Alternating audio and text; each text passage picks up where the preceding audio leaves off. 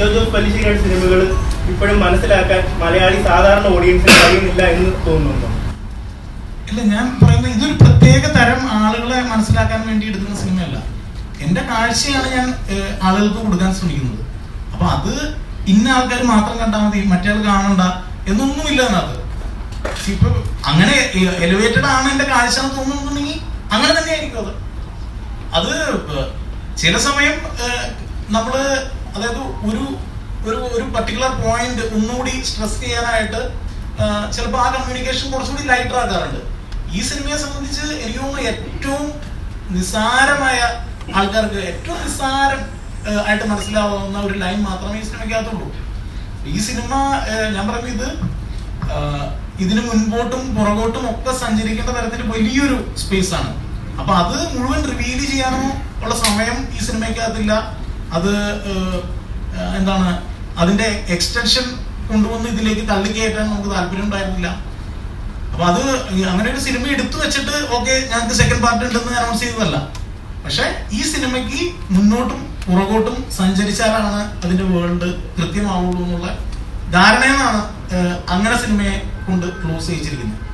അപ്പൊ പല കഥാപാത്രങ്ങൾക്കും പൂർണ്ണതയില്ലാതെ തോന്നുന്നത് അത് ഇനിയുള്ള എക്സ്റ്റൻഷന് വേണ്ടിയിട്ടാണ്. പക്ഷെ അപ്പോഴും ഇതിനെല്ലാം ആധാരം ഈ സിനിമ കൃത്യമായിട്ട് തിയേറ്ററിലും മറ്റിടങ്ങളിലും വളരെ കൃത്യമായിട്ട് വർക്കാവുക, ഇതിന് പുറകിൽ നിന്നിരിക്കുന്ന നമ്മുടെ പ്രൊഡക്ഷൻ ഷിബു ചായന്മാർ, ജോൺ ആൻഡ് മേരി ക്രിയേറ്റീവ്, കൊച്ചുമഞ്ചായന്റെ സെഞ്ചുറി ഫിലിംസ്, മാക്സ് ലാബ്, നമ്മുടെ തന്നെ കമ്പനി ഇതിന്റെ ഭാഗമാണ്. അപ്പോൾ അതായത് അവരെല്ലാം അത്രയും സപ്പോർട്ടിംഗ് ആയിട്ട് നമുക്ക് ഈ പ്രൊഡക്ഷന് നിന്നിട്ടുണ്ട്. കാരണം അത്രയും എക്സ്പെൻസീവ് ആയിട്ടുള്ള ഒരു ഷൂട്ടായിരുന്നു. അതിനകത്ത് നമ്മൾ വെച്ചിരിക്കുന്ന ഓരോ എലമെന്റും അത് എവിടെ ഏത് ഇൻഡസ്ട്രീനോടും നമുക്ക് കമ്പയർ ചെയ്യാവുന്ന തരത്തിൽ ഉള്ള ടെക്നിക്കൽ ക്ലെൻലിനെസ് അതിന് കൊണ്ടുവരാൻ നമ്മൾ ശ്രമിച്ചിട്ടുണ്ട് എല്ലാ ഡിപ്പാർട്ട്മെന്റും. അപ്പൊ ഇതൊക്കെ കൺസിഡർ ചെയ്തുകൊണ്ടാണ് ചില കാര്യങ്ങൾ ഇങ്ങനെ തന്നെ പറയുന്നത്. സിനിമ കൊണ്ട് എൻഡ് ചെയ്യുന്ന സ്ഥലത്ത് ഇപ്പൊ അയ്യനാർ കഥാപാത്രം അവസാനിക്കുന്നില്ല, പക്ഷെ അതിനാ തുടർച്ച ഫീൽ ചെയ്യിക്കാൻ വേണ്ടി തന്നെയാണ് അത്തരത്തിൽ കൊണ്ട് നിർത്തിയിട്ടുള്ളത്. അതല്ലാതെ ഇത് പൂർണ്ണമല്ലാന്ന് ഉള്ള ഇതിൽ നിന്നല്ല. അത് ആൾക്കാർക്ക് ആ രണ്ടാം ചാപ്റ്ററിലേക്കുള്ള മുന്നോട്ട് പോക്ക് കൃത്യമായിട്ട് കിട്ടാൻ തന്നെയാണ്. ഇപ്പൊ ഇതെല്ലാം ഈ എന്താ പറയാ, ഇത് ഒരു സിനിമയുടെ എന്താണ് റിസൾട്ട് തന്നെയാണ് അതിലേക്ക് ലീഡ് ചെയ്യാൻ നമ്മളെ ഹെൽപ്പ് ചെയ്യുള്ളൂ. നമ്മൾ ആക്ച്വലി ചിന്തിച്ചു വെച്ചിരിക്കുന്ന ഇതിന്റെ എക്സ്റ്റൻഷനും ഇതിന്റെ എന്താണ് ഒരു പ്രീ എപ്പിസോഡ് അല്ലെങ്കിൽ പ്രീ ആൻഡ് പോസ്റ്റ് എപ്പിസോഡ്സ് എന്നൊക്കെ പറയാവുന്നത് അത്രയും എക്സ്റ്റെൻസീവ്ലി ബിഗർ ആയിട്ടുള്ള ക്യാൻവസിൽ കഥ പറയേണ്ട ഇതുകളാണ്. പക്ഷെ അത് അൺഫോർച്ചുനേറ്റ്ലി അത് കൃത്യമായിട്ട് അത് സ്വീകരിക്കപ്പെട്ടില്ലെങ്കിൽ നമുക്ക് അതിലേക്കൊന്നും സഞ്ചരിക്കാൻ കഴിയില്ല. ഈ സിനിമ ഇറങ്ങി കഴിഞ്ഞപ്പോ ഈ സിനിമയെ സീരിയസ് ആയിട്ട് കാണുന്നവർ പറയുന്ന ഒരു കാര്യമുണ്ട്, എല്ലാവരുടെയും കപ്പ് ഓഫ് ടീ അല്ല എന്നുള്ള കാര്യം പറയുന്നത്. അതിനോടൊപ്പം തന്നെ അവർ ചോദിക്കുന്ന പ്രധാനപ്പെട്ട ചോദ്യം, ഇത്രയധികം ഹെയ്റ്റ് ക്യാമ്പയിൻ നേരിടുന്ന ഒരു സിനിമയാണോ ഇത്? അത് എന്തുകൊണ്ടായിരിക്കും ഇത്രയധികം വിദ്വേഷം ഈ സിനിമയ്ക്കെതിരെ ഉണ്ടാവുന്നത്? അല്ല, എവ്രിവൺസ് കപ്പ് ഓഫ് ടീ എന്നൊക്കെ പറയുന്നത് അതൊന്നും നമ്മൾ ഒരിക്കലും ഒരാള് എക്സ്പ്രസ് ചെയ്യേണ്ട ഒരു വാചകമായിട്ട് എനിക്ക് തോന്നുന്നില്ല. Not everyone's cup of tea എന്ന് പറഞ്ഞിട്ടുണ്ടെങ്കിൽ ഞാൻ ബുദ്ധിമാനും നിങ്ങളൊക്കെ ബുദ്ധി ഇല്ലാത്തവരെന്നല്ലേ എന്നർത്ഥം. എന്തിനാണത്? എല്ലാ ഓഡിയൻസിനും ഒരുപോലെ ബുദ്ധിയുള്ള ആൾക്കാരാണ്. അവരുടേതായ രീതിയിൽ അത് അണ്ടർസ്റ്റാൻഡ് ചെയ്യാനും ആസ്വദിക്കാനും ഉള്ള കേപ്പബിലിറ്റി ഉള്ള ആളുകൾ തന്നെയാണ് ഇവിടെ സിനിമ കാണുന്നത്. അപ്പൊ നമ്മൾ it's not everyone's cup of tea എന്ന് പറഞ്ഞിട്ട് ബുദ്ധിമാനാവാൻ ആരും ശ്രമിക്കണ്ട. നമ്മളും പറയുന്നില്ല അത്. നമ്മൾ it's a very simple story എന്ന് തന്നെയാണ് അതിനെ പറ്റി പറയുന്നത്.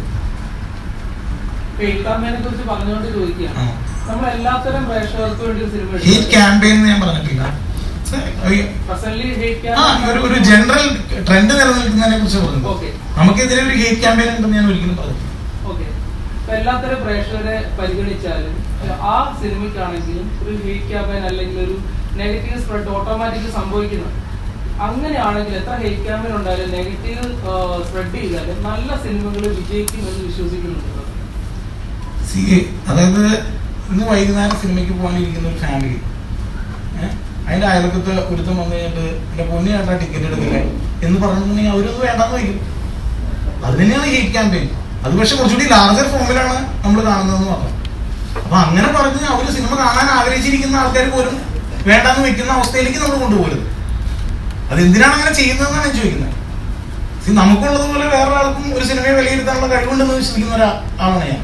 അപ്പൊ മലയാളി ഓഡിയൻസിനെ നമ്മൾ ഒരിക്കലും അവര് ഇത് കണ്ട് മനസ്സിലാക്കാൻ ബോധ്യപ്പെട്ട അതിനുള്ള വിവരമില്ലാത്ത ആൾക്കാരാണ്. എന്തിനാണ് നമ്മൾ ചിന്തിക്കുന്നത്? എന്തുകൊണ്ടാണ് മറ്റൊരുത്തന്റെ വാക്ക് നമ്മൾ വിലക്കെടുത്തുകൊണ്ട് ഒരു സിനിമ കാണാതിരിക്കുന്നത്? ഇതിനുള്ളിൽ പ്രവർത്തിക്കുന്ന എല്ലാവരും ഏറ്റവും 100% കൊടുത്ത് വർക്ക് ചെയ്തൊരു സിനിമ തന്നെയാണ്. ഞങ്ങൾ മറ്റൊരു കാര്യത്തെ പറ്റി ആലോചിക്കുന്നില്ല. ഞങ്ങൾ ഉണ്ടാക്കിയ ഏറ്റവും ഓണസ്റ്റോടുകൂടി മുന്നോട്ട് വെച്ച പ്രോഡക്റ്റിനെ പറ്റി റോങ് ആയിട്ട് സംസാരിക്കുന്നതിനെ പറ്റി നമ്മൾ സംസാരിക്കുന്നുള്ളൂ. അത് എന്തുകൊണ്ട് ഇങ്ങനെ കാണണം എന്ന് പറയാനാണ് ഞാൻ പറഞ്ഞത്. ഇതൊരിക്കലും നമ്മൾ ദയവ് ചെയ്ത് നമ്മുടെ സിനിമ കാണണേ എന്നുള്ള അപേക്ഷയല്ല. ഇത് നമ്മൾ ഇത്രയും നല്ലൊരു പ്രോഡക്റ്റ് ഉണ്ടാക്കി നിങ്ങൾക്ക് മുൻപിൽ അവതരിപ്പിച്ചിട്ടുണ്ട്. നിങ്ങൾ ഉറപ്പായിട്ടും ഇനിയുള്ള 28 ദിവസം എന്ന് ഞാൻ വിശ്വസിക്കുന്നു. അതിൽ കുറഞ്ഞ ദിവസമാണ് ഇതുപോലൊരു സിനിമയെ സംബന്ധിച്ച് തിയേറ്ററിൽ എന്ന് ഞാൻ വളരെ സ്ട്രോങ് ആയിട്ട് ബിലീവ് ചെയ്യുന്നു. അപ്പൊ ആ തിയേറ്റർ അനുഭവം അതിന്റെ ഏറ്റവും നല്ല സൗണ്ടിൽ ഏറ്റവും നല്ല വിഷ്വലിൽ തന്നെ മലയാളി കാണണമെന്ന് ഞാൻ സ്ട്രോങ് ആയിട്ട് ബിലീവ് ചെയ്യുന്നു. കാരണം നമ്മുടെ ഇൻഡസ്ട്രിയുടെ സിനിമയാണത്. അത് തന്നെ. പടം ഇറങ്ങുന്നതിന് മുമ്പ് നമ്മുടെ ട്രെയിലറിൽ നിന്നൊക്കെ നമുക്ക് കിട്ടിയൊരു കോൺഫിഡൻസ് ഉണ്ട് പടം കാണാൻ. ആദ്യ ദിവസം കഴിയുമ്പോഴത്തേക്കും കുറച്ച് നെഗറ്റീവ് വന്ന് അതിന് കുറച്ച് താങ്ങുന്നു. പക്ഷെ അൾട്ടിമേറ്റ്ലി ലിജോ എന്ന ഡയറക്ടറിനെ എല്ലാവരും നോക്കുന്നുണ്ട്. അദ്ദേഹത്തിന്റെ കോൺഫിഡൻസ് എന്താണ് സിനിമയിൽ എന്നുള്ളത്. എന്താണ് ബാലു എന്ന സിനിമയിൽ ഡയറക്ടർ മുന്നോട്ട് ഇത് ഇപ്പോ നമ്മൾ വളരെ കൃത്യമായിട്ട്, അതായത് ഈ ലാലേട്ടനെ നമ്മൾ കാണേണ്ടുന്ന രീതിയിൽ തന്നെയാണ് അവതരിപ്പിച്ചിട്ടുള്ളതെന്ന് നമുക്ക് കൃത്യമായ ധാരണയുണ്ട്. അതായത് നമ്മൾ ഒരുപാട് കാലമായിട്ട് മിസ് ചെയ്യുന്ന കാര്യങ്ങൾ, ലാലേട്ടൻ ചെയ്യുന്നതായിട്ട് മിസ് ചെയ്യുന്ന കാര്യങ്ങൾ, വളരെ ഹീറോയിക് ആയിട്ടുള്ള ചില മൊമെന്റ്സ്. അപ്പൊ ഒരിക്കലും നമ്മൾ പുള്ളിയെ ഉപയോഗപ്പെടുത്തിയില്ല എന്ന് ഉള്ളൊരു തോന്നലല്ല അത് ഉണ്ടാക്കുന്നത്. അപ്പോ ഇത് ഉറപ്പായിട്ടും മലയാളത്തിന്റെ മോഹൻലാൽ അവതരിക്കുന്ന നമ്മൾ എഴുതുമ്പോൾ തന്നെ അത് അങ്ങനെ ബിലീവ് ചെയ്തുകൊണ്ട് എഴുതിയതാണ്. കാരണം നമ്മളെല്ലാവരും ആഗ്രഹിക്കുന്ന തരത്തില് രൂപത്തില് മോഹൻലാൽ എന്ന നടനെ പ്രസന്റ് ചെയ്യണമെന്നുള്ള വലിയ ആഗ്രഹത്തോടു കൂടി തന്നെയാണ് നമ്മൾ ഈ സിനിമയുടെ ഭാഗമായത്. അപ്പോ അതിന് എല്ലാം ചേർന്നു വന്നു. ഒടുവിൽ അത് തിയേറ്ററിലേക്ക് മുമ്പിൽ എനിക്ക് തോന്നുന്നു, അതായത് ഈ അതിയായി സന്തോഷിക്കുകയോ അതിയായി ദുഃഖിക്കുകയോ ഒരു സിനിമയുടെ സക്സസ് ചെയ്യുന്ന ഒരാളല്ല.